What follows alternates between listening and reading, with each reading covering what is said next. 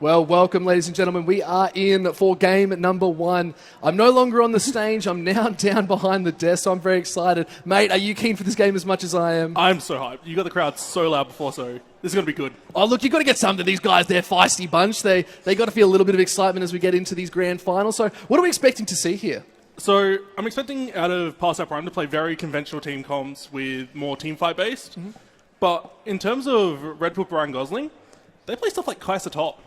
So I spoke to those guys about that before, and I said, please don't.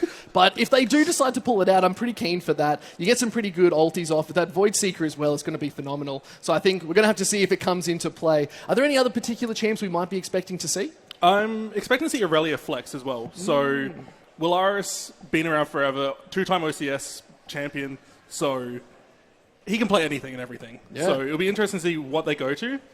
And Aurelia being very strong always, with the meme of always nerf Aurelia. Going to be interesting whether they play at top lane, he takes in the mid lane, but I'm excited.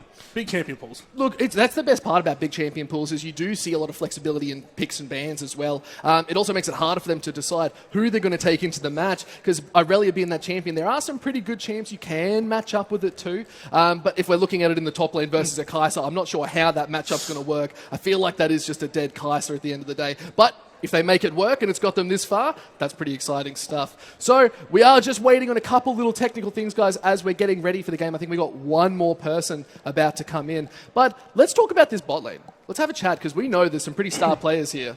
Yeah, Piglet is probably one of, if not the best ADC in the state.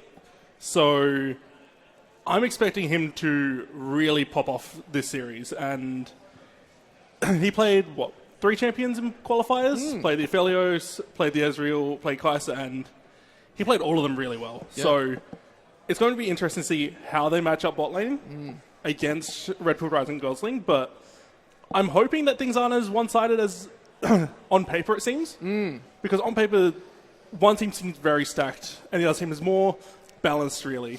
Yeah, no, for sure. I think the big thing is we've got to look at what the current meta sort of sits at. It's a very sort of heavy tank engage with a very strong, even double AD carry, sort of one in the mid lane too. So when you mention Kaiser top, you don't really see that too often, but you could be looking at a Tristana. You could be seeing some other things like the Varus as well, which we have seen top quite recently too. So I'm pretty keen to see what they're deciding to pull out. Aphelios with the Ezreal and the Kaiser as well. That's a pretty broad champion pool. So I think the idea is he's sort of throwing us for a loop. We don't know where he's going to go with it, which is fantastic. So I'm really keen to see what he's going to really bring to the table, because we know him as one of those star players. We want to see him step up and really help his team get forward. I have promised these players quite a lot as well, so there is a lot on this game that I'm quite nervous about myself. So I think we got to look at how this bot lane's going to be played. Definitely a spot we're going to be looking at the most. But where else could we see a lot of action? I think we'll also see a lot of action mid lane with Willaris. Like, you can't underestimate how much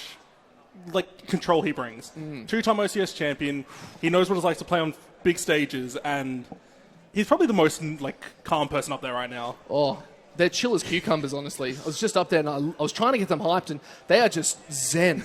It's pure zen. I was like, guys, you got to get it flowing a little bit. They're just like, nah, it's all good. We're just here to vibe. I was like, man, all right, I'll take it. Yeah. Dopey on the other side played TF twice and Silas. Yeah. So TF is one of Willaris' main champions, so if he does get that, Willaris is going to know the ins and outs from playing that matchup on either side. So really it's going to come down to what he feels like playing. Throw a dart at a dartboard and just go, you today. Yeah. Well, that's kind of nice. It's the ambiguity behind that too. You don't know what they're going to be putting into their mid lane as well. They can flex a couple of things, but if he does get those nice pocket picks, which you probably expected to see banned out, is going to be quite big. So if they do decide to take off some of his champions in the first ban phase, it's going to be quite interesting. So we'll have to see how they decide to push this out, but we're just going to get a little cheeky update from our thing as they are getting into the game. Guys, let's get a big cheer going as we are in the first picks and bans. Very excited for this one. We're going to see what does get banned out first. And I'm expecting some pretty stable picks, like Milio's quite good at the moment. You're seeing Malphite a lot in the top 2. What could we expect? I'm expecting to see a high priority on Tristana, which we see taken away now. Good in both lanes, good mid, good ADC. Even top lane, if you can get a good matchup. Right, Kaiser. Kindred, another champion, just got buffed this patch on 13-14, so not too surprised to see that taken away. As Silent is another one. Look, you could actually, with the Kindred being banned out, you do have a little bit more utility you could be taking to the jungle as well. Viego being quite strong as a bit of a carry. You've seen Kevi and LCO playing that quite a lot too. But you're also looking at like Sejuani, Wukong, J4 as well. Really high impact. Pretty big mechanical skill, but it's all about that buffer, giving some utility to your team. As we do see the Olaf coming through as a ban. Olaf in the top lane. Yes. That's been popping off everywhere. And Sin's played it in the qualifiers. He did play Olaf top. So they're looking at these bans, they're saying, we've seen what you can do, we don't want that. Yes. So I believe he popped off in the first game of qualifiers on Olaf. They played Olaf Wukong, so great combo, great run at the enemy, and with Olaf's ulti, you can't do anything in terms of frontlining. No, there's no CCBM to stop that, as they do ban out the Lucian, so we probably won't see a Lucian Nami bot lane anytime soon. Sort of hasn't been too strong in the meta. You've been looking at those more late game carries, yeah? Yeah, and Lucian's new matchup is with Milio. Yeah. So with the changes now to even CCing applies an extra on hit with him. So he's now great with Braum again, with Nami and Aurelia banned from Rularis. Look, that sounds pretty good to me. Not many people like to verse that champion, so I like to see it out of the ban phase there too, as we are rounding this one out. And there's the Kai'Sa. I was kind of hoping for it. We're not going to see it in the top lane today, unfortunately, as we are getting into the first picks. This is going to be quite interesting. Having looked at that, what comps are you expecting to see?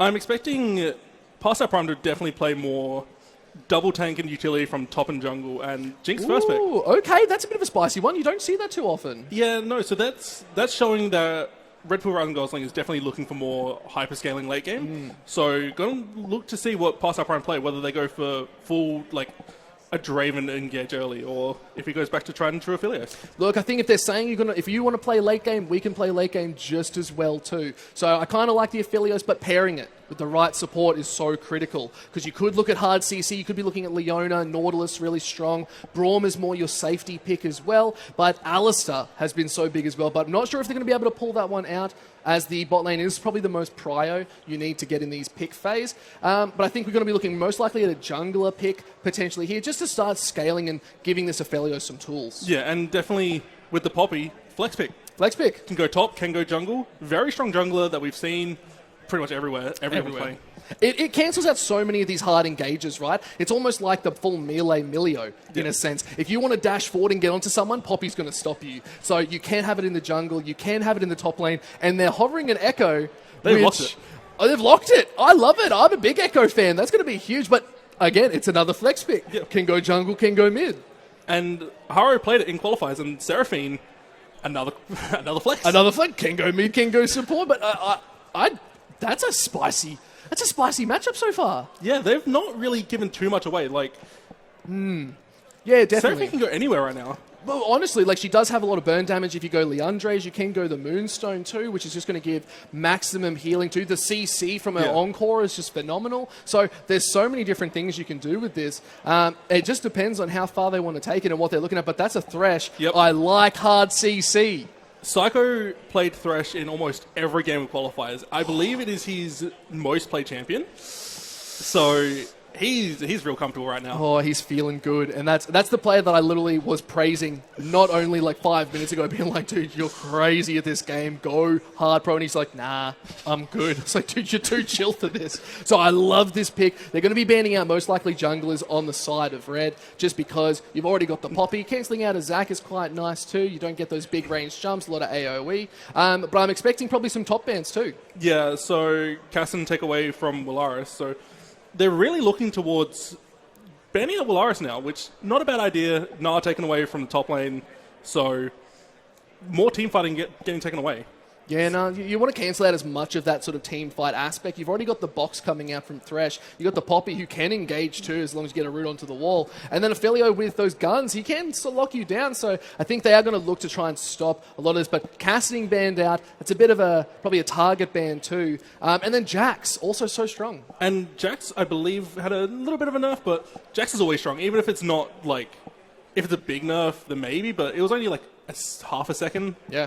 Imagine if he had a real weapon. Yeah. That's the difference. As we are getting into the second phase of picks, I'm really excited to see this because it's going to round it out. And that's the Cho'Gath that I was talking to Sids about. I'm so excited for this because I told him to go AP. He definitely won't, but that's okay. I love this pick. They're starting to round out their comp. And this is looking identical to almost all of their comps that they ran in qualifiers. It's tanky top jungle, 80 carriers on Aphelios and Thresh. So That's a mid Seraphine by the looks of it if they decide to lock in the Morgana. Or is that a mid Morgana with a Seraphine support? As they do lock it in, that's a lot of CC coming out. This Jinx has a big chunk of frontline to keep her alive. Yeah, and another curveball. Morgana jungle was strong at the start of the year. It was. But is it still in play, though? Like, if you're going into a Poppy, does that work if it's a Poppy jungle? I'm not sure with Corki lock in as well. What is this team comp? What's there? Where there's no tank? What is going on? Who is... Where's the hard... I don't feel like there's any real hard engage. I feel like this is... I don't know. They've got to rely on flanks and... It's all skill Encore, shots. yeah. It's all skill shots. If they don't land one particular skill shot, it's just not going to work and they have to disengage. Whereas you've got a Thresh, you've got a Ryze who can now go into the back line as well. They've just got every tool they need to succeed. And it looks like Parstar Prime are just showing that they're still in their prime. Yeah, they're playing tried and true, mage mid, tank top side of the map, and just rely on your 80 carry to do damage late game. And I've got to say, based on paper, based on these two comps, Parstar Prime has a much easier comp to run and a much stronger comp. It makes sense. It's straightforward. It's linear. It's basically we got our front line. We have our hard engage. You land a good knock-up from the Cho'Gath. You can still get the Chomp. He's going to get massive. But those hooks from Thresh, we know Psycho's a good player. He wants to land that. But I want to talk about our good friends, the Ryan Goslings. That is a bit of a spicy comp right there. It's actually a Seraphine top, which was totally different to what we expected. How do you think this is going to go into a Cho'Gath? I have no idea. On paper, I'd say that she's going to look to poke out with the Q, look to rush Leandries and try and get as much lane pressure as she can. Yep. But with Cho'Gath's passive, he kills minions, he heals. Yeah. So if he rushes like a Spirit Visage, she's got no chance to kill him and he just survives the lane for free. The extra shielding, though, and the extra little bit of movement speed she can get is going to be pretty good if Poppy decides to try and go top. So I feel like they don't have a huge amount of kill pressure. Whereas Echo Seraphine, if they can land the slows, they can land the shield from Echo, you can lock him down just long enough in the early game to really maybe pick him off. But this team is so squishy. I'm just scared that Cho'Gath is just going to flash forward and chomp them if they get locked down because there is just so much... You got hard CC on Ryze too. You got Poppy, who will just be a tanky jungler. Echo's just going to be clear until 6 and then starting to gank. So I don't know what this team's really trying to identify, but I'm kind of... I love it. You know what? They've heard the other team name and they've gone, okay, you're all washed. We are just mechanically better. We are younger. And we're just going to roll you with fun. Look, I back it, honestly. We have seen people pull that sort of plays out. It can work on paper, but it comes down to execution. Yeah. If you're not landing those binds, they've got slow fingers up there, but we have seen that they can keep up with a couple other people. But, okay, let's break down these comps, though. Let's talk a little bit more about objective, what these teams want to do. Let's start with Red Pill. So, Red Pill looking for picks. They've got the Encore, they've got the Root from Seraphine, and they've got the Binding from Morgana. They're looking for that into Echo jumping on one person, blowing them up. If Jinx can get resets, fights don't look so bad, as well as with Corki Poke. Those are their key points that they need to play around. The poking and just looking for a pick and killing one squishy. Unfortunately, they've got one squishy to pick from, and he's got a meat wall in front of him. He's just got a meat wall. If they line up in mid, that is just terrifying because, yeah, you're right. If they don't get this Aphelios, he's just going to free hit them all day, every day. And with how the power of these items especially coming out, I'm expecting something like a Gale Force so he can just jump straight onto you and just absolutely blow you up as well. But we could also see an IE being picked up. I know that's quite favourable on Jinx. But it's also, we can't expect, forget the Spell Shield. Yes. Morgana can keep this Jinx alive for her to deal enough damage, but we need to get to the mid-lane game. If we don't get to there, and she's too far behind, she is the big damage dealer, unless Corki can really get fed in that mid lane and start poking him out with maybe a Leandre's build. Luden's build, sorry.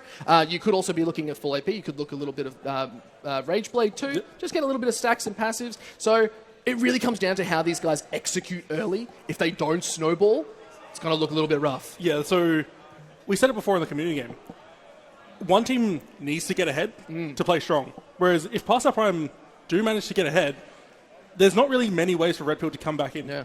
So unless Bazza, Dopey, and Haru really pop off, it's going to be hard for them. They're on a timer because Rise influence scaling. He's so good. Yeah. Ophelio's super good in the late game, and with 5 squishy champions, if he gets an Inferno multi, that's going to melt everyone. Oh, absolutely. And you got to remember that they can just stall the game out too. They're competent players. They'll know when to take a back seat. It's like, let's just free farm for 15 minutes. And I feel like it's going to be a bit of a quiet early game unless Red Pill can actually come in and really force it. But as we are about to load up into game number 1, guys, we are very excited for these grand finals. I can't tell you how excited I am. I'm pumped. I'm so happy. I'm almost flushed with all the blood coming through. I'm rearing to go. Got the suit on. Oh, oof. I'm excited. As we are jumping in, we're on Summoner's Rift. Let's get a cheer going for these teams as we are walking out. And they've got the best Jinx skin. Yes, by far. The best one. Elf Jinx. It's the best one. I can't be mad. It's beautiful.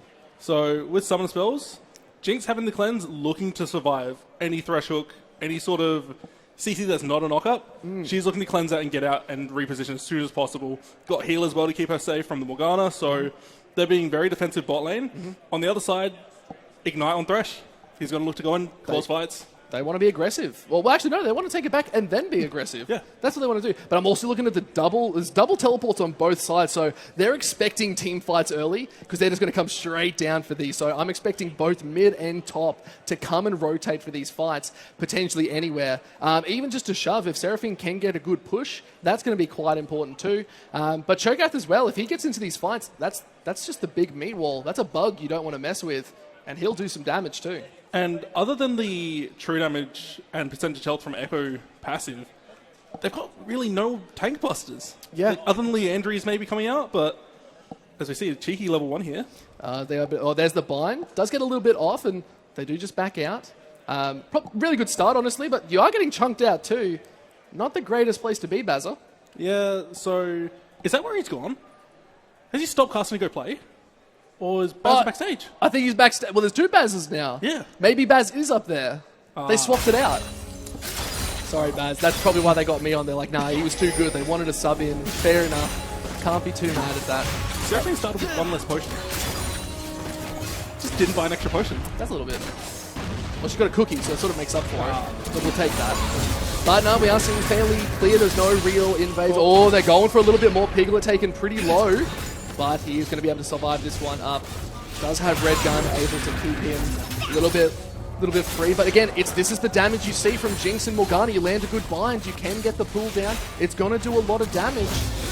But you see, very aggressive, but it's now calmed down. Yeah, and once Aphelios loses the Red Gun, loses his life steal, they've got no heal bot lane. Yeah. So he's got very little sustain. He started Cull, so looking for more 100 CS, get his item injection, but Corki moving up in very aggressive, spreading this rise. You do need to be aggressive into advisors. They do want to. They can free farm for quite a bit, but Corki as well, very aggressive champion in general. So it's nice to see him playing to his champion strength, pushing forward. But again, I can't ignore this. Seraphine Cho'Gath, man, what is going on? it'd be more normal to see this kind of mid with the flexing of the Cho'Gath mid. But in top lane, this is kind of an island, so maybe they're trying to bank on Seraphine free farming? Yeah, potentially. Oh, that's a good bind going down. It is. They do actually burn the cleanse. Piglet is in strife right now if he stays for too long, as they are sending through little zappers too.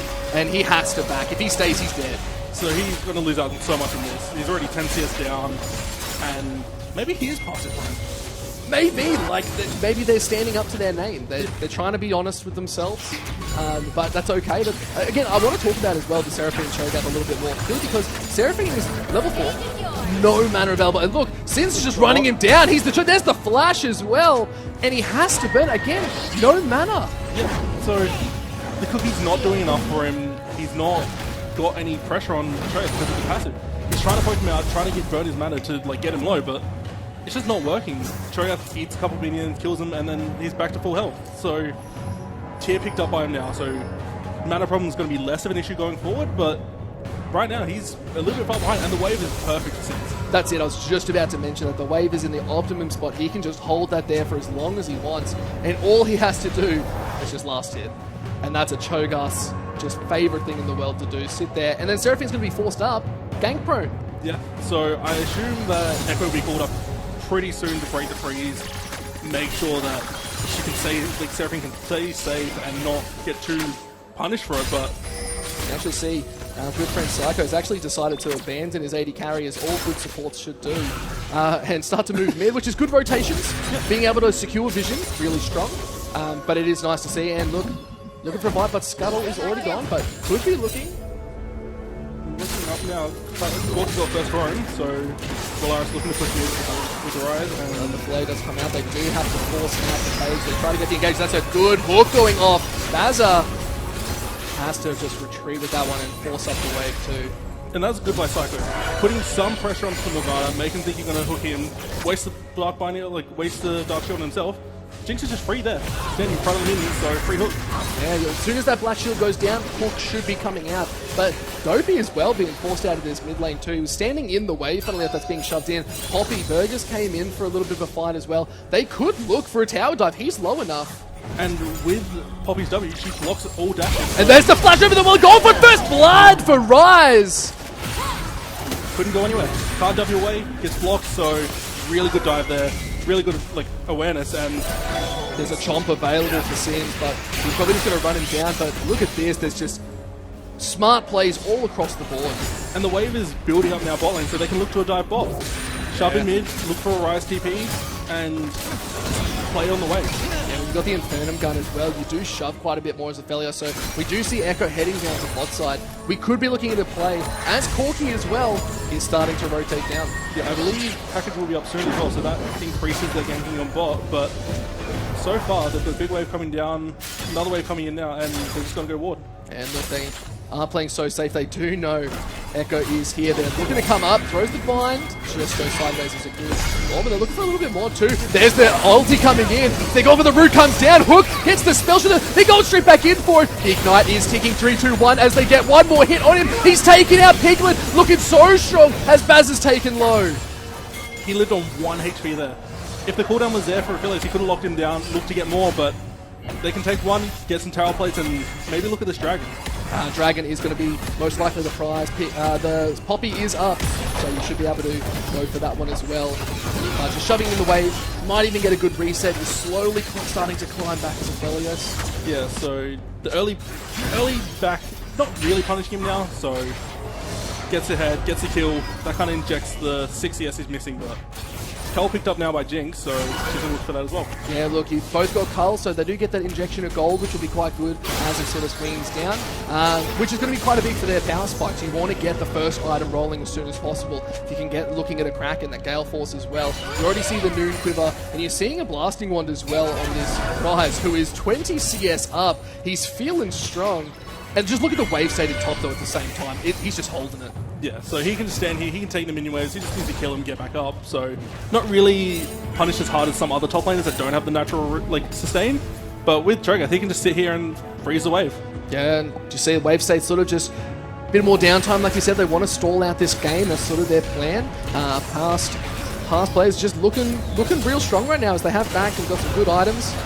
Rift Herald is currently available. Dragon was never actually taken, so they didn't actually go for that play, which I feel like they could have. But again, if they're not feeling confident enough, they're looking for that big play. They land a bind. Gets the zap off as well with little impact. Very little. But Aphelios right now has the perfect 2v2 guns. Red-white. Red-white, always fight. Always fight. And they're probably looking for it. He is level 6 now too. He does have everything he needs. All we need is a good hook. And with Psycho, how he's been playing today, even in the community map, yeah, he's on fire. He's feeling it. That was just his warm-up. And his warm-up was pretty damn good. So we could be looking at something as they are looking to... We're not really shoving it in. Oh, wait, there was Poppy actually top, but again, Hook goes sideways. And now trying to get a good nut. Little bind goes down, throws down the traps too. But look at Piglet. He's throwing damage. There's just not enough damage on these fights yet. Yeah, so he's got the pressy attack, but with Noon Quiver and the changes that they made to AD items, there's not as much damage with Noon Quiver anymore. So early fights aren't really as impactful unless you can get a full commit with multiple people down there. Yeah, and when they saw the Poppy up in the top side, that was literally for Harrow to say, yep, let's go for drag. Yep. She's top side. And it is the Chem Tank Dragon.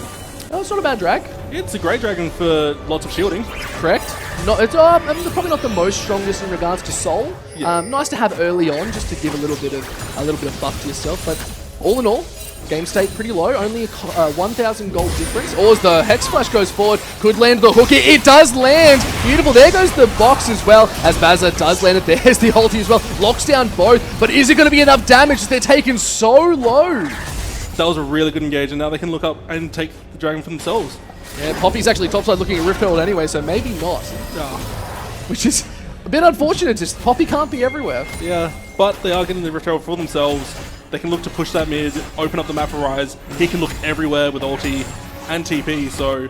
Well, Rod of Ages is now online for this Rise, so he's going to be getting so much stronger as the game progresses. Probably an Archangel's coming up soon with that tier, getting some stacks. But again, I'm looking at this lane state. Look at how far Cho'Gath is ahead. That is ridiculous. 30 CS at 10 minutes. And this is just the result of being permanently frozen under his tower. Yeah. Seraphine can't come up and push properly without being punished by the Poppy, and Echo's not really gone up there to break the freeze.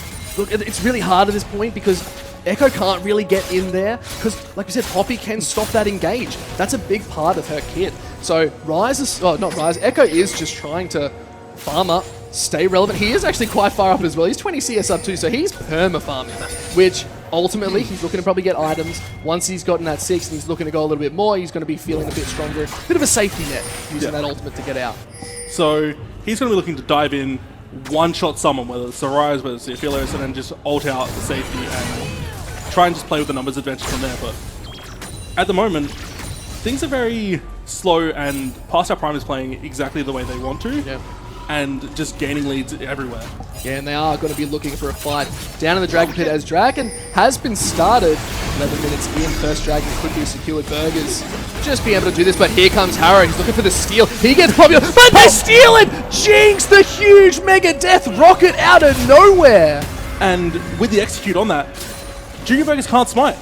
Smite doesn't do more than Jinx ult, so beautiful time. Poppy ulted away the smite steal, but it was all about, it was literally just Echo being like, yeah, I just need vision. We just need to know what the health was at, and Jinx was the smite. I love that.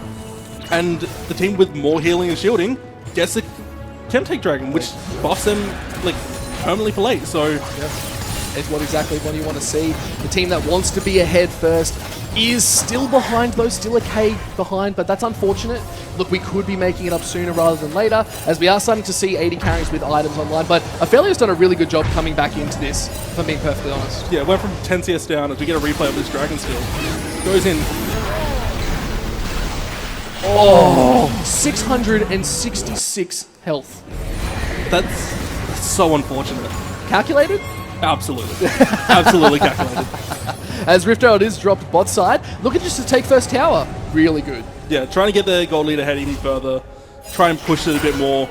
Unfortunate about the Dragon, but they got first tower, so they're not too sad about that. Look, you take what you get, honestly. Like, they're pushing the bot lane, they know what their win con is, they want to get Aphelios really strong, they're backing off, and they're just feeling good about it. So it is a little bit of a deficit now for the Jinx. She's just going to be free farming from a bit more of a safety position. But we haven't seen too much action out of blue side. They've just been reactionary. So Past Our Prime looking for the engages, getting them a lot of the time, but not really getting the follow-up and the kills. But Red Bull is just playing very safe. They're not pushing leads, they're not trying to overstep and go for too much, but... Oh, well, Harrow's doing a little bit of that. It's inside of Poppy's jungle, and she said, get out of here. Hit it with hammer. With the Rise picking up the Rod of Ages, he got that at 10 minutes. I know. So he's going to be super stacked early. Oh, yeah. 20-minute fully stacked, he gets the extra level, so he is going to be super accelerating in this game. Already 3 stacks in. He's feeling like he's on fire. He's up by about 15, 20 CS. So he's looking real strong. He's got the Merc Treads as well. So we are looking potentially... Well, actually, Corky's gone to Manamune. So what do you think he's building out of that? Do you think he's going to go a hybrid build, or do you think he's going to go AP or AD? I think he's going to go with the hybrid build. So 80% of his AD is, or on auto attack, is transferred to AP damage. So it doesn't really matter too much what he builds, because all of a sudden he's dealing a lot of AP damage. So... Yeah.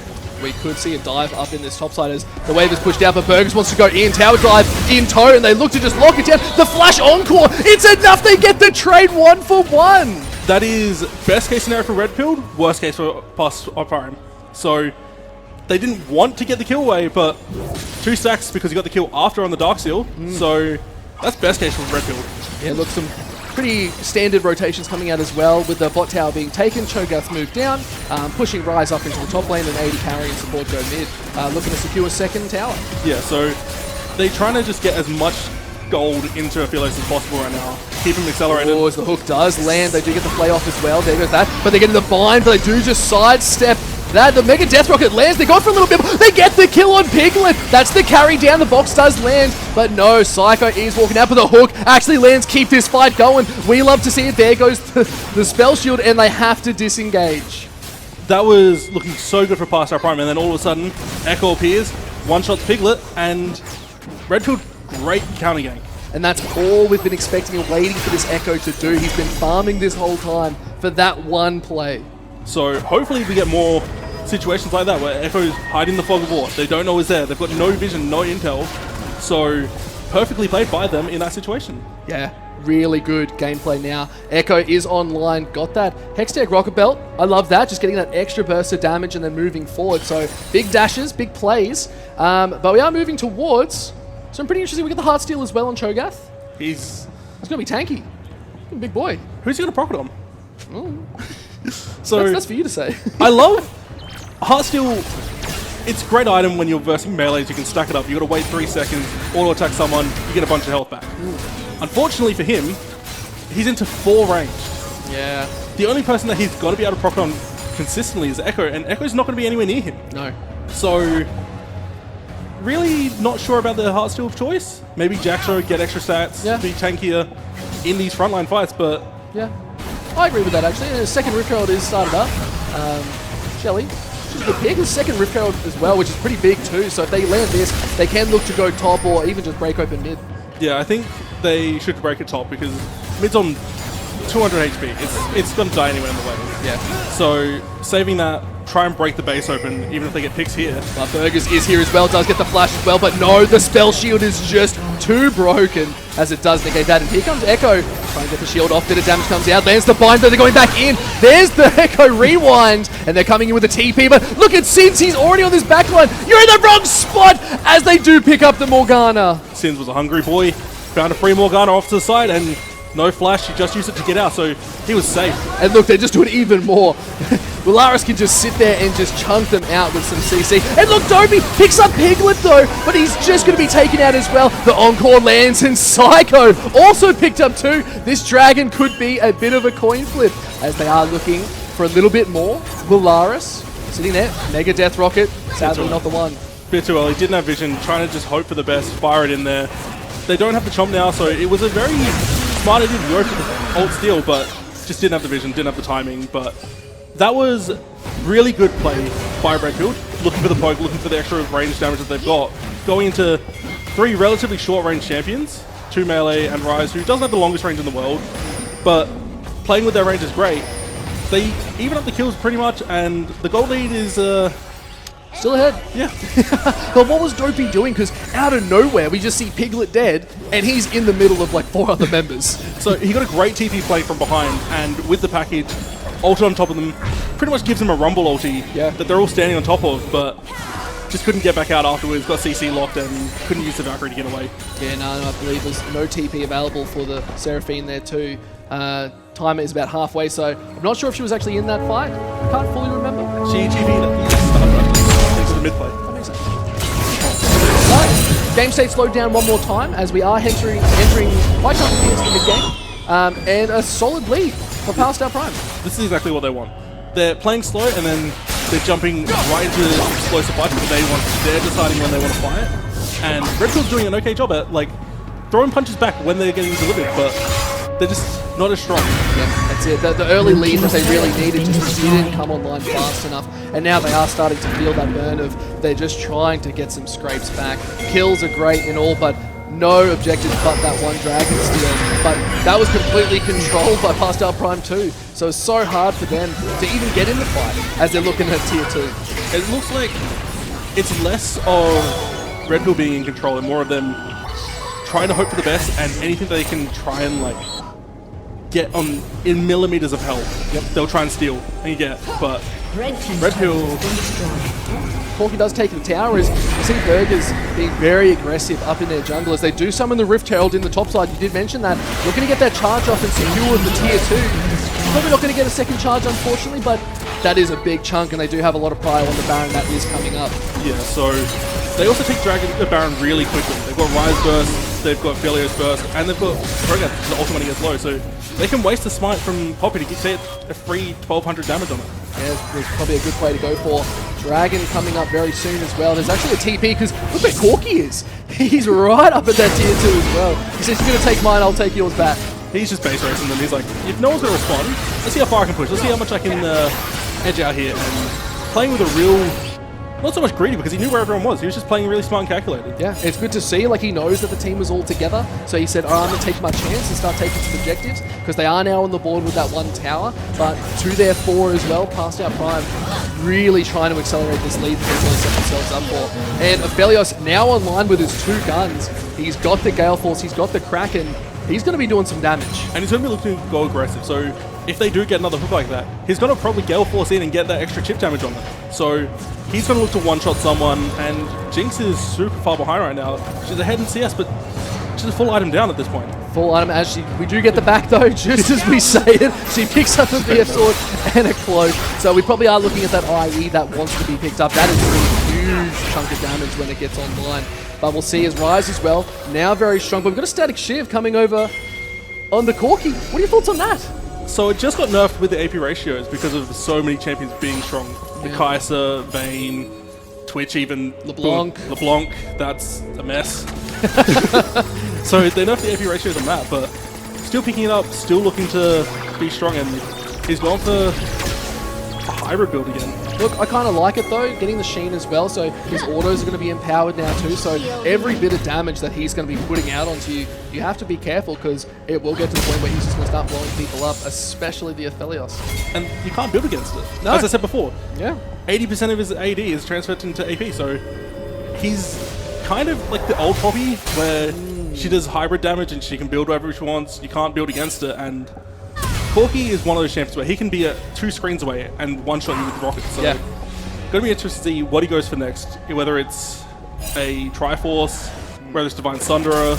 Yeah, there is no Mythic yet on the Corki, but we do see Leandre's as well being picked up for the Seraphine, so she's going to start burning people down, but Cho'Gath's just too far ahead. He's 1 kill, 0 deaths, 2 items, he's got a Sunfire online now. If he's standing on top of you, you're going to be feeling that burn. Yeah, and there's not really any way to deal with him. They've got the Leandries, but if Seraphine's getting jumped on by Poppy or a Rise, she's not going to be able to deal with the damage that they need to the Cho'Gath, because he has no ammo already. Yeah, we didn't actually mention as well, it's just an Ocean Soul that is being spawned, so we get the first Ocean Drag online, and just look, past our Prime is already there, ready to go, the second it starts. And they've got vision all up in the red side jungle, so if anyone from Red Bull walks up, they're going to know about it. Yeah, and look, like you said, the burst damage coming out, they just take this instantly, and it's just going to be so much easier. Cho'Gath with an Ocean Soul, it's just going to be terrifying. Just with a team that is all burst, no sustainable damage. We're expecting maybe a Demonic Embrace, maybe 3rd, looking on the Seraphine, which can try and do something, but like I said, if she gets blown up, there's nothing there. This is the worst case scenario for Red Bull in terms of Soul. So even Mountain, I feel like would have been slightly better, because if they're not building sustain, they're not going to have a fight, so they can look to poke out, but they don't even have to build sustain items anymore. Yeah. They can just go full damage, not worry too much about their sustain, and just be healthy because of Ocean Soul. Yeah, and it's all the shielding as well. Oh, but there's the huge chunk of damage. He does get locked up as he has to flash away. Dopey, maybe not the smartest move, but an accurate name. He's just playing to his namesake there. Just wanted to have some fun. Package was probably running out, so he wanted to get a little bit of chip damage down on the Rise, but Ocean Dragon won. But they do get the flash against there's the hook. That's just too much damage, and that's a Baron. That was so well played by Pass Up Line. They had vision there, and G-Vote is on these flash Gs. Oh, he's just all over it, but you see they're trying to contest it. Mega Death Rocket straight through the middle. And there's just nothing they can do. There's no engage now. There's just nothing for them. They used everything for a little fight, and they just get a free Baron at 24 minutes. And this is the problem we talked about before. There's no front line, there's no hard engage, so they can't just walk in and take fights 5-on-5 or 4-on-5. But look, as the game state is starting to ramp up a little bit more, past our prime is feeling so good right now. So any champion in particular, I'm looking at Aphelios is starting to build magic resist though. So it's going to be interesting to see whether he goes with Wits End or if he goes into X-Drinker. So he's looking at stop any chances of being one-shot by the Corki, by the Seraphine. So he's looking to be safe, going to another damage item now. But Bellaris, 4-0-1, 60 CS lead. He is a monster right now. He's terrifying, and that's not a rise you want to see, because he's got the 10 stacks. This man is going to be punching out damage, and we saw that just before. He almost did half the health to that Corki. It was gross. And he's just going to get stronger. He just picked up Shadow Flame, and another leads to Large Rod. So we know what's he building into that. Looks like a Rabadon's to me. Absolutely. And that's a big chunk of damage, as they're taking the mid-tier too. And it just looks like there's no coming back to this, but we never think like that. We're staying positive. Can Red Pill come back? What's their win con? I think their win con is trying to get resets on Jinx. Get Jinx an influx of gold. 0-0-1 right now. There's a 1,000 gold bounty onto the right. So if she can get that kill and get reset, she's happy. You see Poppy's coming in, throws out the hammer, knocking him back, but they're just trying to kill this Cho'Gath. He's so tanky. But look at Rice is in their base too. There's two fights on two fronts. Dopey, auto attack to death. Rolaris picking that one up, and they're just looking at an in here. Just, you can't fight on two fronts, and they could try to end this one out right now, as they are looking for more burns. The flash. Shinohara gets it, but they get the lockdown, they're getting the damage, they get the CC, and they're looking at top 2. This game's done. They tried so hard to kill Cho'Gath. They wasted everything on him. Echo ulti, Seraphine ulti, and he barely went to half health. He's still healing, he's just an absolute monster, and they're still pushing the objectives. They can keep going, they've got 2 big waves. Baron empowered, they're looking at the first tower. They're ending this game out right now, 26 minutes in, and they're just looking to go for as much as they can. Psycho lands the hook, but Bazza gets the cleanse. They do have to keep pushing this as the Mega Death Rocket goes sideways, but the Nexus, it's going down. There's nothing you can do, and Past Our Prime are showing they are in their prime. They played that so cleanly. They gave up a couple kills, they gave up the dragon, but the dragon was just unlucky. Other than that, they played that so cleanly. They were in control from start to finish. There was just no gaps. They took one step forward and they said, we're going to not give you an inch back at all. So it was beautiful to see. Past Our Prime really showing that some old guard players who consider themselves old guard are still so good. Bellaris is showing why he has that challenger jacket. Yes, correct. They all played that game so well. Piglet didn't play as strongly as we originally thought he would in the early game, but when it came to mid-late game, they were everywhere. Any objective, they were straight there first. They had vision set up prior, and then when they try and look from Red Pill onto the Baron, flash Poppy, insta-die, and they had no response. That's it. That's it, and that's just such a huge game to go through, but we got a replay here of a couple plays. Here's that first Dragon Steel with the ult, and they couldn't do anything. Nice play here.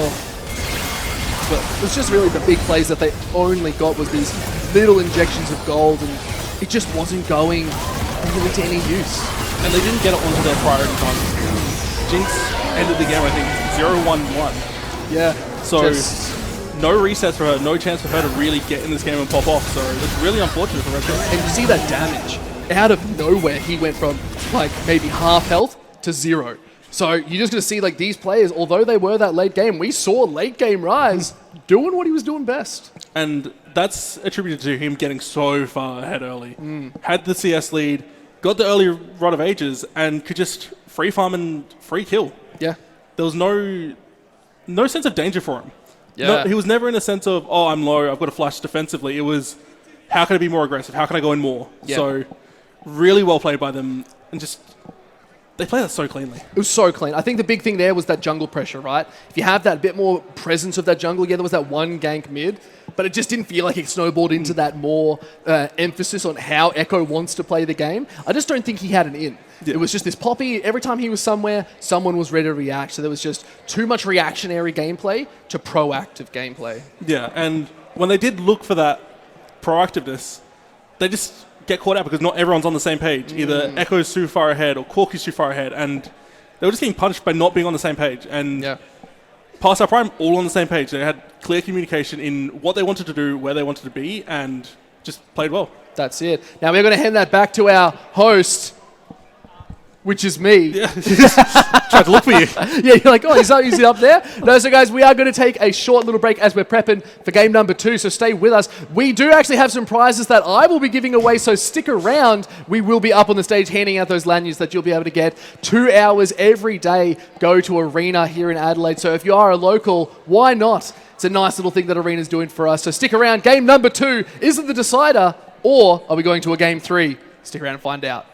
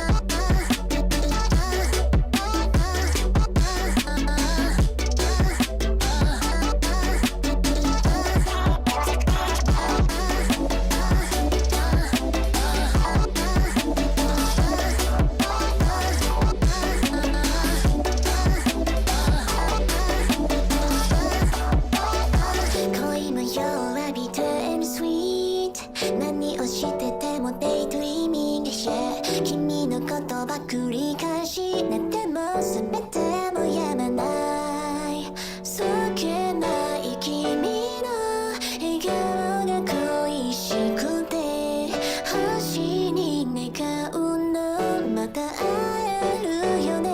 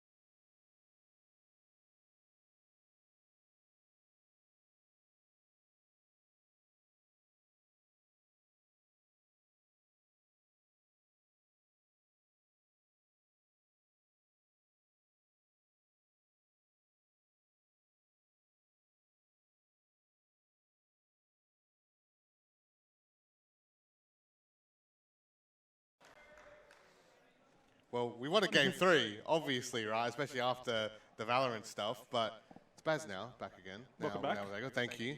I thought I'd give Puck a chance. You know, he's going to say, Mike? No, you're good. You can't hear me. Apparently, you can't hear me. This is great. All right, subtitles. The mic's in mute. Is that good? Can you hear me now? We're all good? I think? Text messing around with stuff, so talking to this. Double, there we go. I'm all good now. Okay, Baz, regular. Can I hear you? No, I've got no idea. Can you hear me? Talk? Hey, can you hear me? I mean, I can hear you next to me. We'll use this for now, I guess.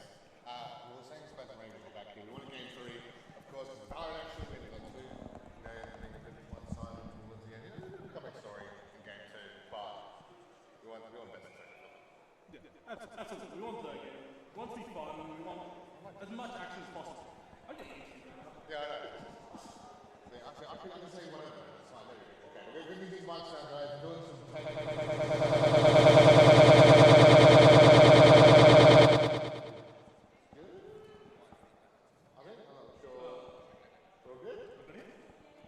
There's a lot of audio stuff happening back here at the moment, so try our best for you guys here at the moment. But yes, game 2 coming through, of course, pass off line already up 1 game. Started off, it seemed like it was slow, but it was methodical.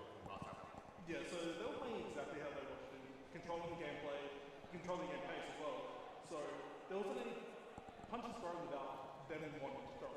So going to be interested to see what happens in game 2, see if they've got the same control, or if Red Bull Ryan Gosling pick up a little conventional comp to run. Sorry, this is the team. It's good to hear me. It's great, it's great. But yeah, so they didn't really play what we expected them to do. Seraphine top, Organa support, so going to be interested to see what happens, whether they normalise the draft, or if they keep playing this kind of funky style and try to maybe cheese people who are very, very good. We saw that firsthand. I mean, obviously, you guys told me the history about League and the FCC. A lot of the names, obviously, on one team might be very familiar to you. So, Counter Series, Varsity, even here at SA, there's always a good history as well for some of these players. So, it's pretty hard. It's not a line, of course, for Red Bull Ryan Gosling. Still focusing on the weird stuff. Are we all good? We've got Champs League coming up now. So,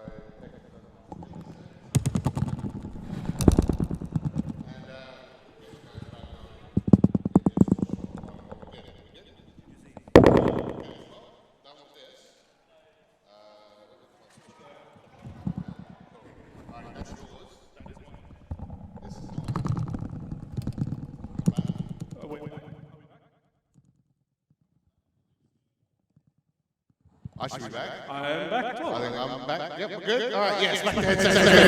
And Champs League now as well. Olaf band, Kindred band, same as last time.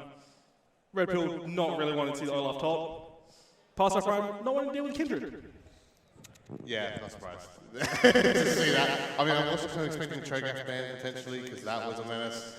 Do you see a Rise ban maybe potentially as a thing as Morgana does get banned out, bypass our Prim. Missing an E, but that's close enough. Yeah, it's close going enough. through. And Aurelia being banned. Okay, all right. Not want to deal with it. Do we have to talk about the Aurelia? Willaris, Sins, both good Aurelia players, don't want to deal with it. So, good takeaway. Good to not have to deal with the flex, wondering where it's going to go. So, especially on blue side. Going to see what happens last ban here. Looking probably towards maybe the Echo ban. Echo did do well. Or if they go back to their original bans from last game with the Zac. Getting rid of Zac in the first phase now. Yep. Rather than the second phase. So, going to be interesting to see what Red Pill get rid of here and what the priority is for Sins. Yeah, a couple seconds to decide their final ban, of course, before they get first few picks up. Of course, a reminder, while in Champ Select, check out our sponsors, MSI, BenQ, and someone special. I just lost audio, I think. It just went down. I'm good. It just went down. Okay, cool. It's been so loud in my ear all day. Like, if it even goes slightly down, I'm like, hang on, we got audio. We're all good. Kai'Sa get through. Kai'Sa, very strong champion right now. Probably the strongest ADC on the patch. Yep. And gets taken away after the Tristana ban. So, Yeah, not a huge shock. Not a huge shock.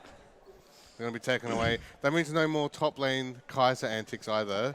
that we saw in the qualifiers from Red Pill, so that won't be happening. Jinx locked in again for Bazza. Gimmick infringement, by the way. I don't know how we're going to sort that out later. Maybe 1v1 or something, I don't know. I'd love to see that.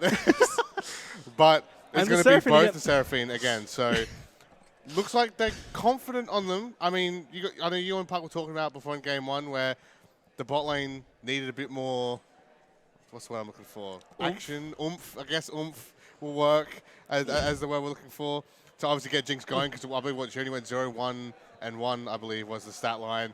Hang on. He thought about it. This is going to be a bit of a meme for And it's locked in. Well, we've got a Skarner for game number 2. I'm so happy. During our grand final. Just a money match, by the way. It doesn't matter. Just play Skarner. Interesting, though, of course, because, I mean, single target lockdown Jinx, single target lockdown Seraphine.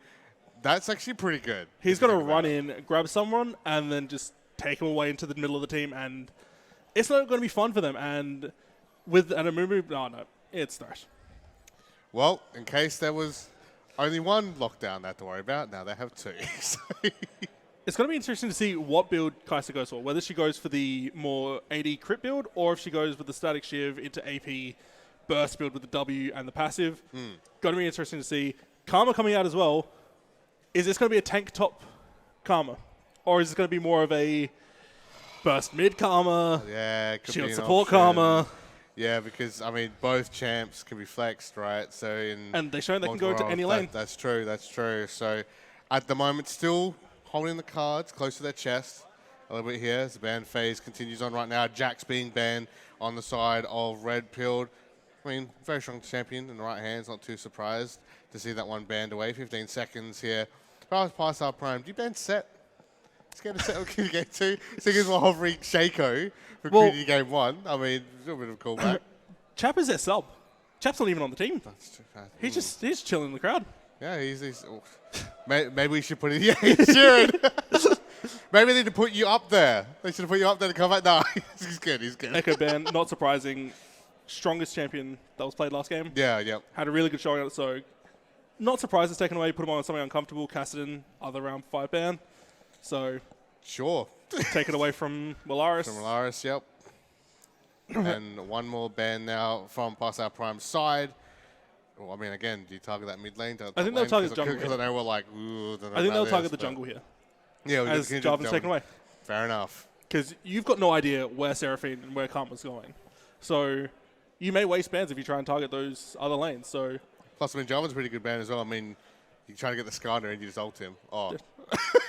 That's just a scorpion stuck in the middle of a giant hole. It's a little bit sad. But champion you're very fond of, Yeah, Shyvana. Shyvana. Cool to see that one picked up Big by buffs. Red Paul. Oh, yeah, I was going to say. And again, kind of fits this AP tank type weird comp we're going for at the moment, where again, I mean, pretty obviously we're probably going for the jungle. Of course, looking to solo dragon as quickly as possible. And we're getting a Jace hover. Jace Kai'Sa is a very strong combo together. Because if you're on red side, you can first pick those 2 champions and you can decide later if you want to go full engage or full poke. So those 2 champions together, very strong. Being picked everywhere at the moment, especially together. Yep. So not too surprised to see it picked up here. Okay. All right, Psycho. We'll see what you're doing. Psycho just wants to have some Let fun. a time out. Come on. There's the Cho'Gath. Yep, come on. There's a Cho'Gath. Cho'Gath. All right. Yes, okay. So Rinse and Community repeat. Game 1, if you weren't here, Psycho did play the Shaco and just went off and helped carry his team that he captained in the first game. But, yeah, all right. Now we're just doing a full bit with it. They're having fun with it. Yeah! Let's see the Set being an option now. Going to be the Ahri locked in there. So that will be the mid lane locked in. Although my brain just went AD carry Ahri for a minute, and no, I'm removing that. I'm taking that out. I'm down here Deleted. today. I'm down Yes, here today. Yeah, you're not playing. It's all good. As you're saying, that Cho'Gath being locked in. Surprised to see that one not only not banned, but just also let through. You think maybe like Red Pill might have banned it or taken it even. So these team comps are very, well, at least on Past Our Prime, rinse and repeat of what they've played up in qualifiers up till now. Yep. Tank top half and let your bottom half carry. So rinse and repeat, tried and true. They're playing with what they're comfortable with. And Red Pill going with the cheesy top laners like we talked about. It's true, and I mean, obviously Skarner's a bit memey. I think we could say a little bit memey. But I mean, there's There's like 4 targets there that you can take from. Even if you count the Ari ult, like the Karma Shield and that type of thing. It's easy to kind of just, oh, okay, I can wait like 5 seconds, I can wait like 3 seconds. Oh, cool, gotcha. And then they all just jump on, right? Or they all go for the eliminate. So I believe we're going to be jumping to game load screen now. He's going to get ready for game number 2. But you guys are excited because this is going to be game point here potentially for one side in Past Our Prime. And of course, Red Pill looking to see if they can make it a series and go 1-1. See you guys, just a short moment.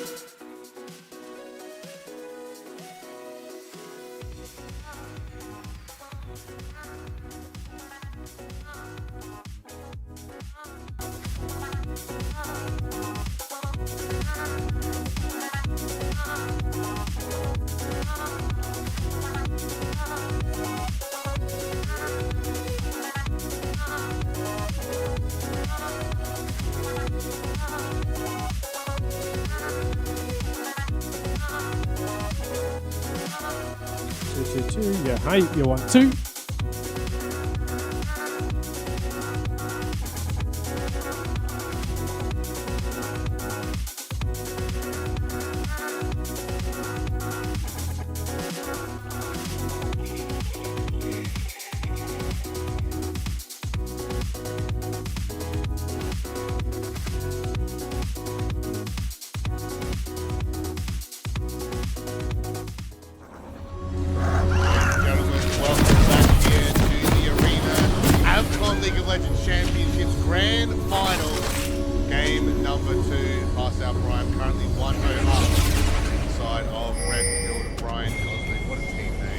never gets old. Proudly, of course, supported and presented by BenQ, MSI, and Someone Special, our lovely sponsors and partners that have helped us put on this awesome event for you guys out there watching. Of course, I love you players, of course, playing up there on stage as well. Those big qualifiers happened a couple weekends ago. 30 seconds until These minions guys to get spawn. here, and a lot on the line, just outside of bragging rights, good money as well. Interesting to see. The Lions put into defense on the Jason mid lane, so not looking to get charmed in one shot. He's looking to get out straight away. And Ghost on Kai'Sa, so Pickle's going to be looking to go crazy in team fights. It just got changed, and I do not believe Minions it's have recent anymore, spawned. but it does give you a bit more speed initially, so going to be interesting to see how they play fights and how much of an impact this Skarner can have in this game. Yeah, and I mean, the Kai'Sa already's got a dash, his own inbuilt movement speed as well, right? So that's already going to be nuts to see people running around like that, as you said with Polaris, right? I mean, the range and damage is going to be one thing. Having basically the only being taken away, very definitely going to be very, very powerful. But we know that again, towards getting in the mid lane and trying to stop Polaris at times. To be honest, last game, I mean, it's probably why they lost. They didn't get away streak and obviously their classes you don't do that when Polaris is there in the mid lane. Of course, bot lane is another seeing if Redfield can find some sort of advantage, running a similar comp, running the mix again. Come down the bottom floor, Seraphim up there, top lane, Cho'Gath, going to run that back, see if it works out well this time. You know, it's sort of okay at the start, but as it went on, is when it started. Yeah, and something I'm interested to see how this plays out is how the Seraphim matchup goes this game, because personally I feel like it would have been slightly better to have the Karma off the top lane, go the tank Karma build, look to even the sustain, rather than try and outpoke bot lane, especially when you saw how the Seraphim matchup went on. Didn't go right. And that could have been another reason why they lost. Letting the Cho'Gath get so far ahead, but we're going to have to wait and see how much impact this comes in that bot lane and see if that offsets whatever matchup happens off. I know it's already having games like this, fighting like mini games, not the grand finals, and everything just gets slowed all the way down on both sides. It's going to be a very, very tough fight here. What it means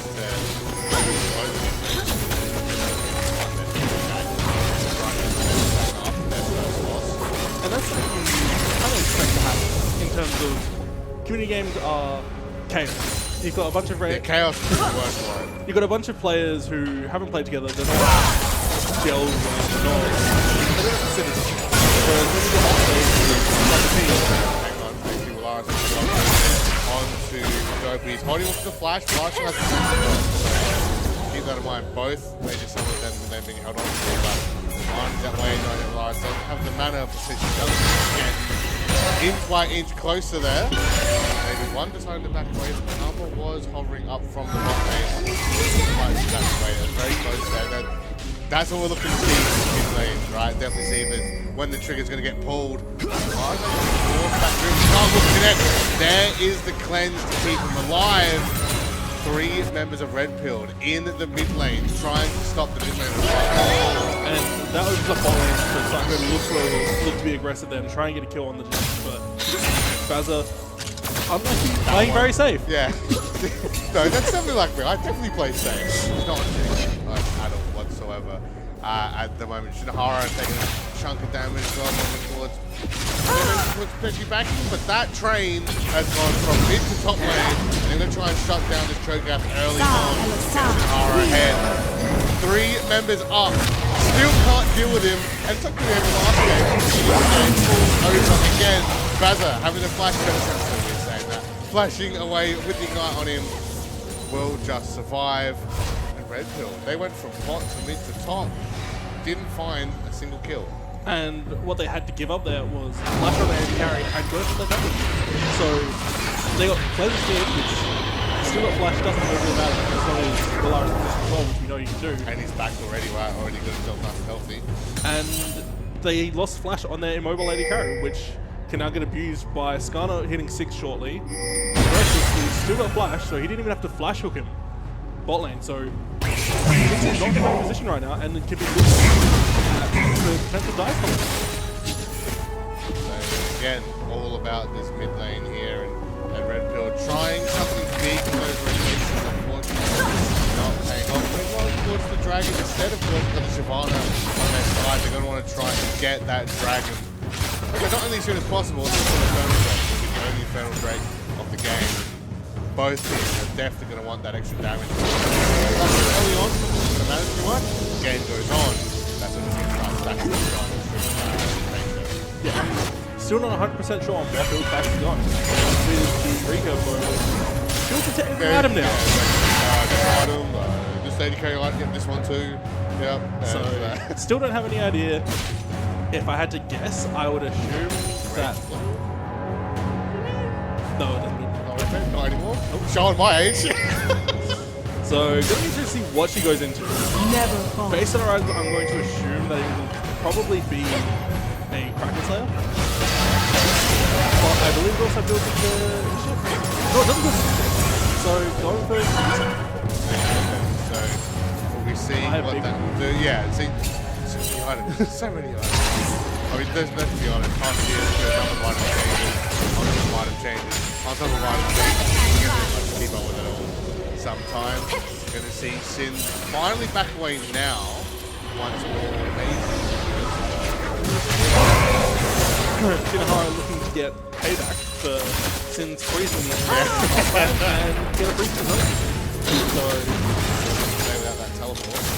CS numbers looking a lot better than they were last game. Everything is Piglet's now got a lead, which he didn't have the last game, so this time everything looks kind of even. 400 gold lead for Partial Prime, which comes purely from the small drops. Yeah. So they've got top and jump, which it's top and jump. Kind of expected at this point, you know. But there's also a free throw, so that gold's looking even out when it goes on, and Shinohara switched it out. About the experience of players, Red Pill, I mean, yes, they did have a good game for her. Now more comfortable on stage, playing as a user there. Taking some of the players obviously had a chance to play competing games a bit earlier today. That wasn't what their full lineup. That was only one of them.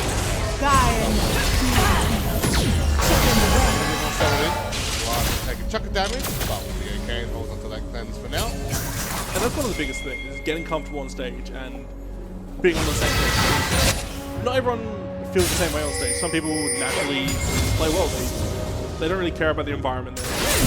Others are very prone to not doing so great on pressure. So playing on stage definitely builds a different kind of pressure, as Sins is once again looking for a free top lane. And Sins is making Shinohara not in. Here's something that getting the dragon, the Red Pill just left it up. Didn't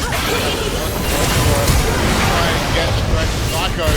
Ultimately turned out, and first blood being picked up by the Shyvana finally. That was a ton of chucked at him just to get the score. But you know what? That's something we like to see compared to last game when they're playing more reserve. Yes, they were a bit slow on the dragon take, but they got kills afterwards. They looked to be aggressive. Alright. Flash, chomp, yum. Sins is hungry.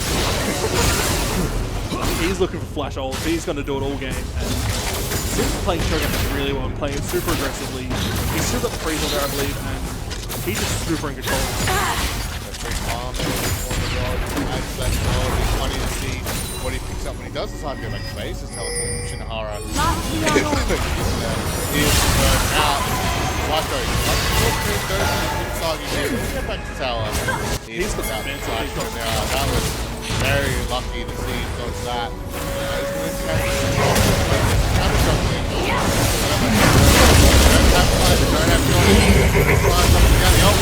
By Skarner. Juniorberg is getting the kill on Tara. Long range hook connecting onto Hinsagi, and Valaris will get that one down. +2 to post off. Psycho doing his best. Wait, Jigsaw. I've seen this with a Jigsaw.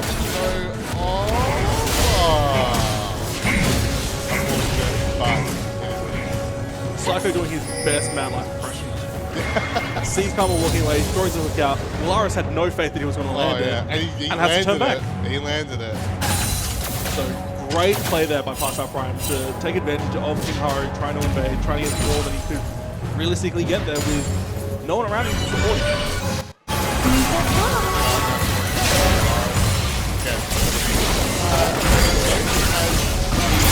If need be, extra damage is much more mature compared to Jason with combo. I've played against Will Arts and Jason, and he is not fun with this. He plays that champion so well, bases really well, and just he's a monster on that champion. So not surprised that he's doing really well here. Down 3 CS, but that doesn't really matter too much when he has so much power. On a big forcing gauntlet to fly over. And Psycho catches the hook again for his team. 4v1. The dragon is going down. Sin getting another kill too. Several goes to use that skill adding to health. No big starting now. To get back to the mid lane. Mari continues. Trying to get space. Jinchong connects this time. Joby takes down Jennifer. This one is nowhere near finished. This only takes Flacco. Joby forces a dash away again with the out. Getting the damage out. Just missed out on killing Willaris. But a couple more hits should take care of the Void Monster. Running down river and shut down for Shinohara. Definitely going to feel good for him. And this is what we wanted to see last game. Being more aggressive. You got the more unconventional comp, so play unconventionally. Be more aggressive. And they are coming up and showing up huge this game, which is exactly what we want to see. They're not letting the first game get to them. They're playing aggressive, playing comfortable, and this is going to be a great game. Not mistaken, game 1, a little bit longer after we start to see some of these big kills coming out of game 2. Definitely carries it up. I think that Psycho is going to try and take down Bagley here now again. We didn't say that as the flash comes down. Look at Jinx! Kraken Slayer will get away, but do want to point out that Jinx though is cool, but it's still thing actually playing on. So it's back eventually, because they are going to back away. They're going to maybe a little bit more away of Red to happening. Some of the Red involved in some of these fights. Get close! Kinharu is going to jump over the wall here. Psycho catches another hook. That's got to be 100% at this point, or if not, it's touching it here. The flames coming out from Kinharu, and they're trying to take down Psycho here. He just missed that hook. That was a horrendous time to cut away. Kinharu does get taken down by the old King. Saw that one. Now, I know I've said this last game. That's an Everfrost of Cho'Gath. This might be an Asian Cho'Gath. It could be seen he may go tanky after the I mean, Everfrost. you look at his so far already. Everfrost, I mean, I just want that. Going back to your point. Jinx is farming these spots. Jinx is farming, she's doing what she needs to do. She needs to get into the game later. So Karma's doing well, roaming, supporting the rest of the team, and this is what I kind of want to see. Impact the match. Yeah. You're not going to really do a whole lot in that lane, and now at the point where Kai'Sa Thresh is really strong, the Kraken Slayer on the Kai'Sa, Roam gets the leads elsewhere. You're not going to get it unless Pass Up Prime makes mistakes. So I'm happy to be going into other lanes and not being with Jinx, playing a solo farm, because doing a solo spear in this playset, she's been able to do relatively well. Yes, she's had to flash defensively a couple times, but she's not dying. So Baz is playing this lane really well, considering he's 1v2 for most of it.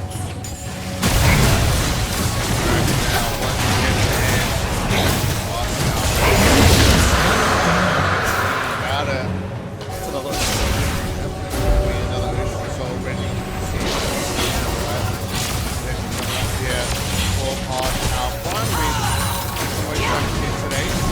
Have always been pretty much one-sided. I feel like when one team's getting the dragons, they're getting all the dragons. So see that here.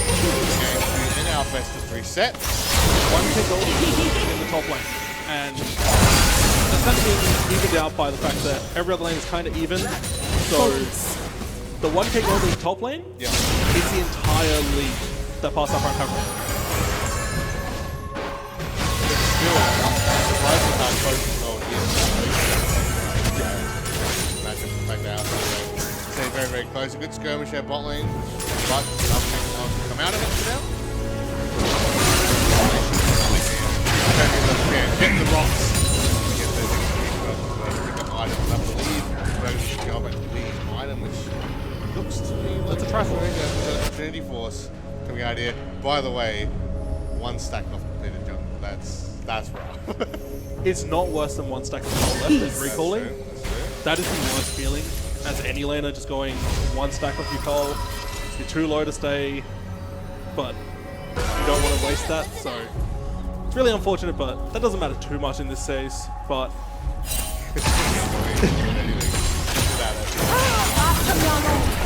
tank Shyvana, not AP Shyvana, not AD Shyvana, tank Shyvana, just giving them a frontline, giving them an engagement to play around with the Ahri, with the Encore. So the team comp from Red Pill is a lot safer and a lot stronger now, with the fact they've got a front line and they've got a Never fault. Past our prime, playing slow and methodical as they did last game, just waiting 3 minutes most likely, going to play around that Ocean Drake, and just playing really controlled. They're not going to make a mistake, they're not going to try and go for a fight on enough. This is no need.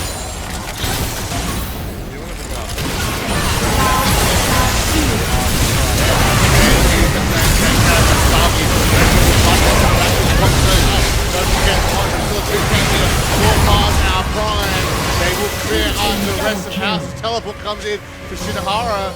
Way too late though. Most of the team's already dead. The past our prime are more than happy to let the rest of that one go.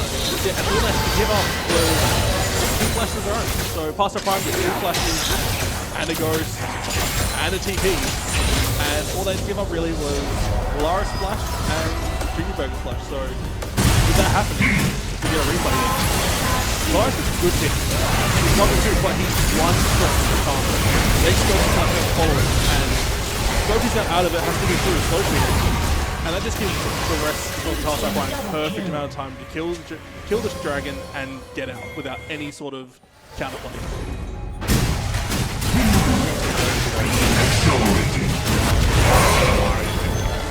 At least Red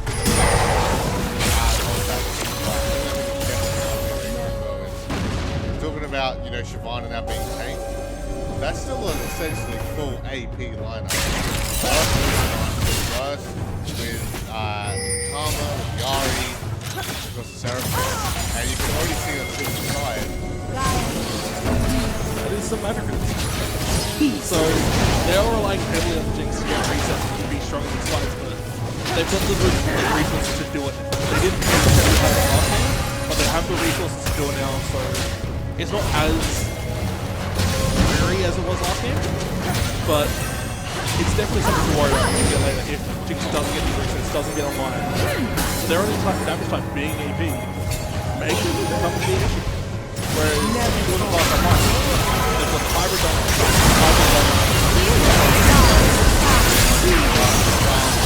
The hook comes through, don't even still get the kill though anyway, and just dashes out. Stopwatch being used by Thresh, but Red Pill get 2 huge picks there, one side. Past our prime will get the piercing in the tower, however, but a great fight there coming through for Red Pill, taking to the Lars and Psycho, even throwing another on Psycho special force. Psycho's playing so well, but Red Pill played that fight so well. They made great use of their numbers advantage and got some kills bot lane, get them back into the game. Dopey said before, he was a bit aggressive, a bit too greedy in the first game. He changed up for this game and he's now 3-0-4 and playing insanely. The mix-up working wonders here. Already couple of K goals behind Cowlight. We've got to remember there was a Herald used there. We are going to get the replay. So Lars gets picked here, almost gets Dopey, but just can't get it. This on 1 HP. Beautiful hook. But there's no way to go into damage. Valaris is CC'd and dying. He's not able to get the kill. And no one on Psycho even throw out of the last 2 seconds to get shot down. The whole passive at the moment. That is exactly picked up. Dopey's on the side by himself, chasing down. pushed out of the fight. Whilst our Prime was really just trying to get out of this fight with the Dragon. Trying to bait something out here. Connected onto the Dragon. A bit of a counter engage. That's one. Shut down. Being dropped on the Sophie choke as once again uses the option there to execute the mid-laner of Redfield as Greenberg one takes the full buzzer, getting his first kill of the game. 1-1, so even series, I should say. 1-1 and 2. The 4v4 chase is on. Redfield looking deep now, trying to then get anyone else. Him, Sagi will get away on the shortest amount of HP he's ever had in his life. Redfield will finally decide to back away and stop. So that was a huge fight there by Redfield. They got the poke down, doing so well. Pasta probably had to take the Dragon as well while they were taking it, so they had the lower HP bars, but Sophie's stepping up a little bit too far, just got to Skarta's range, got grabbed up and killed them. They traded 1v1, they might have lost the Dragon, but they got something. So, it's going to be interesting to see what happens at the front end. The bottom is picked up by the Trogan, more AP damage for him, more health damage for him.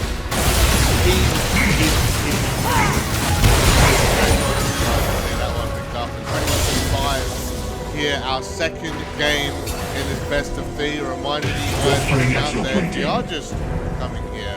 This is the first time. First of all, where were you all day? You should have been here. This League of Legends game here comes out. But past our Prime are only one game away. Taking out this series 2-0 and winning our fabulous cash prize in with both teams qualifying in the Arena qualifiers over at the Arena Internet Cafe. Don't go check that place out again. What's fantastic. Playing with some of the best gaming PCs all round. And that's good. Pass our Prime as well. They're looking to again hold this top side because I was about to bring up it's a Baron that's ready and available for this team.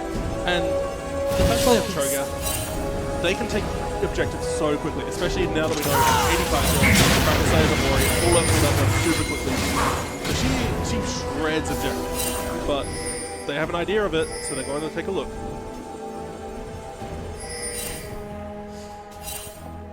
Looking for Fnatic Jet. Yeah, definitely getting stacked up on both sides. Now it's coming. Where Valaris is, they might be on the mini-map. Lee sneaks behind Dragon Pit right now. Luckily Redfield have backed away. That would have been a very, very scary fight to be stuck in if he was able to flame them in that way. That was getting scary this similar to some days we saw Valorant yesterday. Where they just flame away and get away with scary team getting situations there. 9-8 at the moment, and then, you know, a bit of a K goal team. That's about 6 between the two teams here. And again, we're going to see Redfield Ryan Gosling. Right. Are staying in this fight. This is a very, very close fight here. A lot better than game number 1.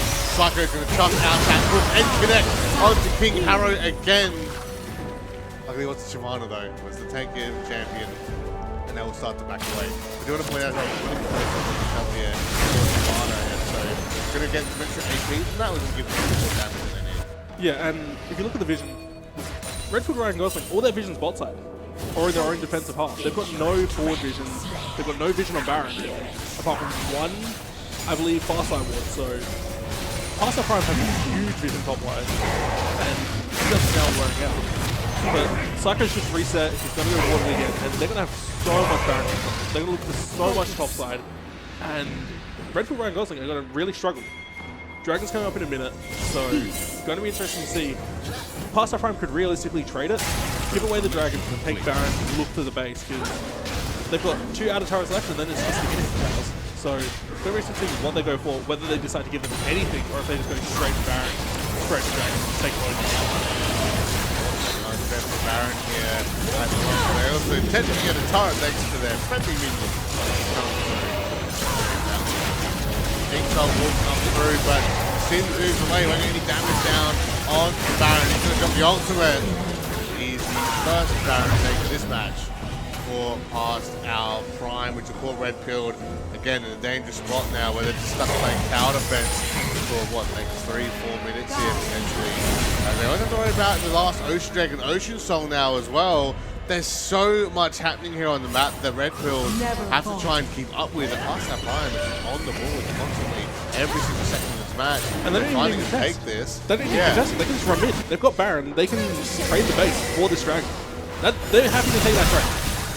I think they're going for a fight here instead of trade. Might not even happen. Flash comes in for Scissor. Valaris just drops Dopey down in the mid lane. Spider will fight against the Dragon. The rest of the team are paying the price for it here at the moment. A big engage by Piglet comes flying through. A killer piece for every single team member. Double kill actually. I'm leaving in for Valaris and the Piglet. A full wide ace just to get an Ocean Drake. Red pill. This is going to open up the inhibitor. This may be the might game. even be the game. Those death timers are very, very long. The members that need to be tanky and have plenty of health are still up. The damage is from there. Psycho still has his ultimate there with the Ignite as well to trap them if need be. Nexus Tower 1 is going to fall. Nexus Tower 2 is going to follow suit here. The Nexus is going to drop. This might be the end of the series. Psycho gets another hook and catches out Dopey. Ladies and gentlemen, past our prime, 2-0 for our series. And as Pycon said, definitely not past their prime, definitely in their prime after that play. They played that so well. Valaris coming up huge. Piglet ulting into the middle of 5 people. That takes a lot of confidence to do. And the fact that he didn't get punished for it, there was nothing they could do. And Past Our Prime played this series so well, so clean, and big congrats to them. Definitely deserved it today. I'd love to see the sportsmanship as well from all the players up there. Love to see that. But again, what a series from both sides. Again, our 2 top teams that qualified from the arena qualifiers. Of course, you got the chance, Rhaegar, cast both games here. In hindsight, just for 1 second, is there anything that the likes of Red Bull could have done differently to maybe challenge Past Our Prime for either, I won't say a 2-0, but maybe a 1-1?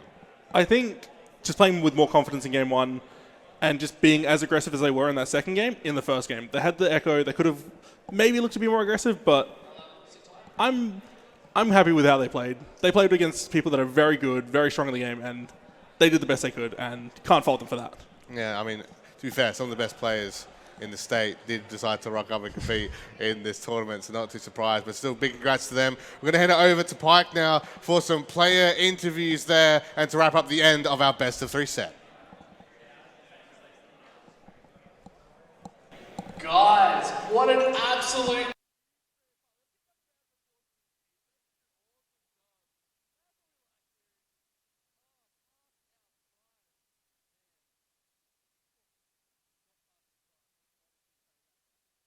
Well earned it. I'm going to get a couple of these players out for a bit of a cheeky interview, but just want to do one more shout out again, just for our sponsors as well. Again, we don't give them enough credit. They've put this all together. It's a lot of money that goes into this sort of event, especially Avcon. So big shout out to Avcon. Big shout out to Arena. It was a big shout out to Someone Special and Ghost Games as well up the back, who did actually put up the prize money. I think they actually put a little bit more on top of it too. I can't confirm how much, but they've just said, let's give back as much as we can. So big shout out to these organizations, guys. Let's give them a round of applause. Gotta support your local businesses. It's important. Now, I think I'm going to call out the captain. Come out here, mate. Let's have a bit of a chat about how you just smashed it. It was beautiful. You know what? I came prepared this time. There you are. So, mate, how was it that game? Like, you 2 games back to back. Were you guys just on fire? You were feeling it?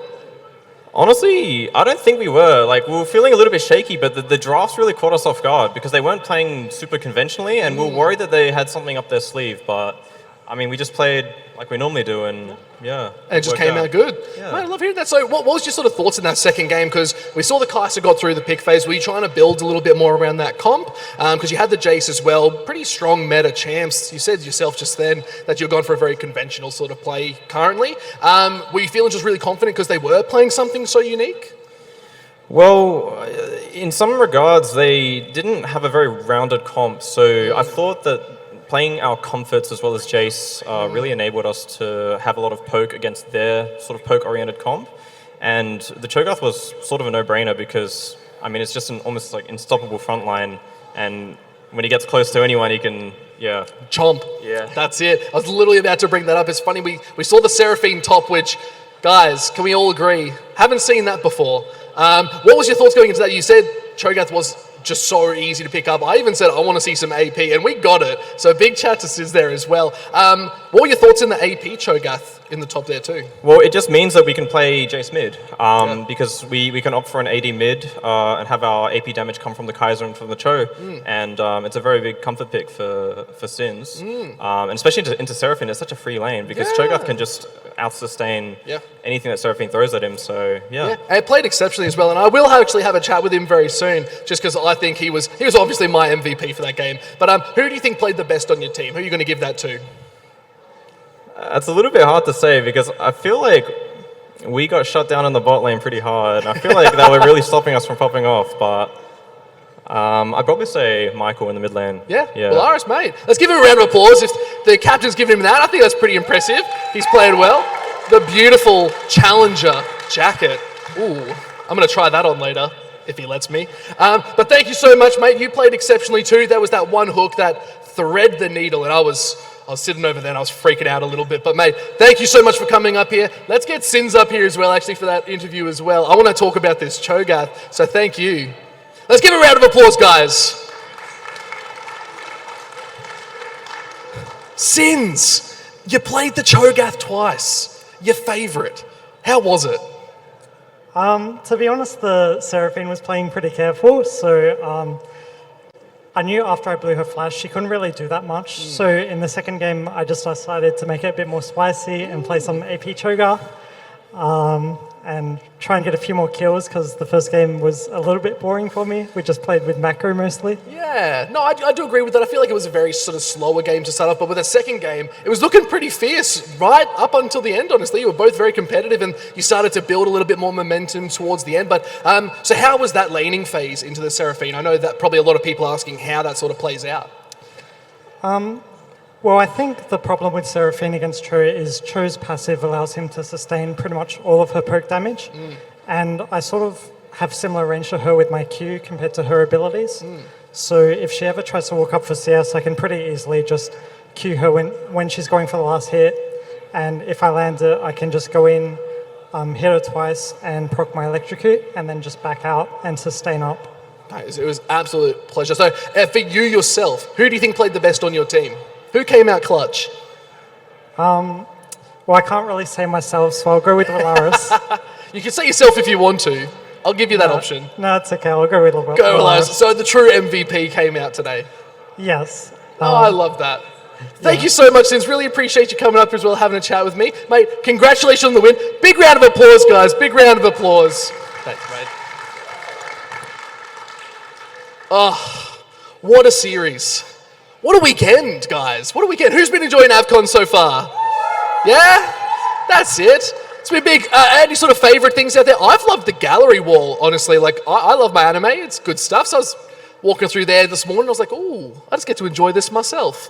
When no one else was here. It was beautiful. But now, guys, I want to do a couple shout-outs and a couple thank yous myself before we do wrap up the end of today. I'm just going to confirm, any more community games? There are no more community games, unfortunately. I had to ask. I wanted to make sure. But what's going on here? Oh, we're looking at the other team. Of course. We got to talk to these guys. Oh, guys, I'm coming over. Head hanging low. But look, hold those heads up high. I refuse. Guys, I'm going to talk with Dopey. Mate, it was a 2-0. What are your thoughts? How are you feeling?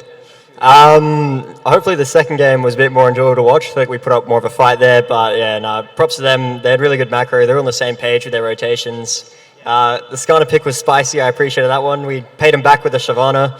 That was just fun, but props to them. They played well. Yeah, mate, absolutely. But you can't sell yourself too short. Yeah, let's give a round of applause. Like, yeah, let's give that. Yeah. So, going into that series as well, you said the spicy picks. You said a lot of that. Where was your mental at for that second game? Because you did put up one hell of a fight, and I think that's a big props to show at this sort of level, to be able to come back and really hold your own after a loss. So talk us through, was your team feeling a little bit down but just wanted to get back into it? Well, actually, in the semis to get here, we got absolutely rolled our first game, so it wasn't anything new. We were kind of like, 0-1 comfort zone, we win these, and then we didn't. Oh, look, and that's okay, mate. Look, you got right to the grand finals. It is the best of three, unfortunately. And although Pip did the post, look, I still think you guys played admirably. So I'm going to ask, one thing I like to see, who was your MVP towards the end there? I guess performance-wise, jungle was pretty solid. Yeah.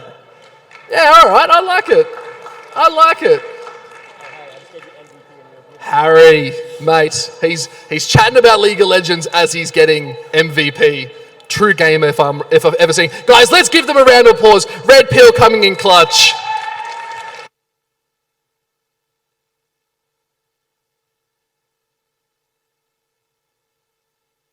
Well, guys, I have just been informed, and that's why I took a split second. We're going to throw it back to our casters as they say some thanks of their own. So we're going to send it back to Baz right now. Guys, take it away. Thank you very much for that on there, Pike. And guys, can we congratulate Pike real quick? A big applause for Pike, I think, as well. All weekend just being absolutely insane up there as our host for Valorant and for League. Absolutely insane, man. Flew down with a couple hours notice down, 7 p.m. on was it Friday night? Coming down as well to come here and do this for us. So big congrats to you, my man, for coming out and helping. Yeah, for you. Yeah, I'm pointing to the 49ers, bro.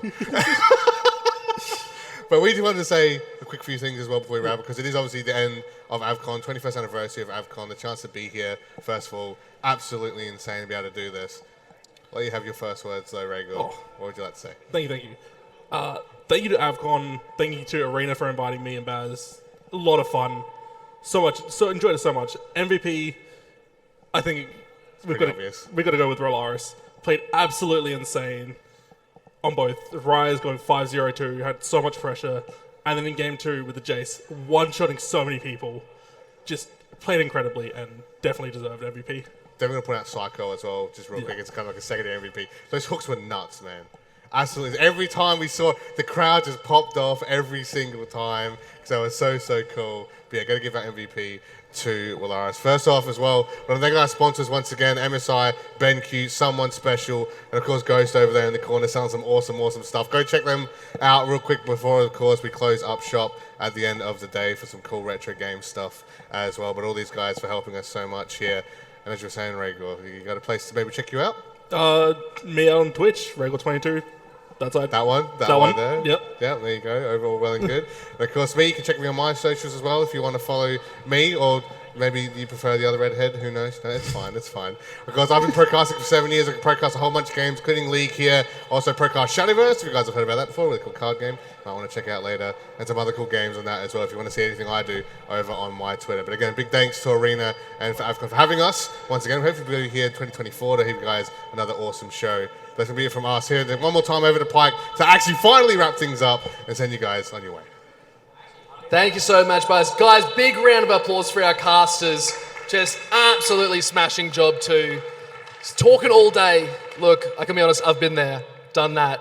It hurts. But mate, I've got Willaris up here, our MVP of the final series. Mate, congratulations. Thank you. How'd you find the series? Yeah, it was pretty good. They put up a good fight, and yeah, it was fun.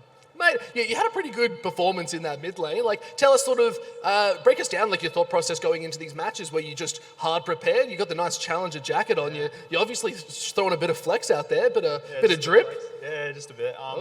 So, game 1, I just didn't want to int, so I played Rise and just cleared waves, and it was, pretty clean, I guess.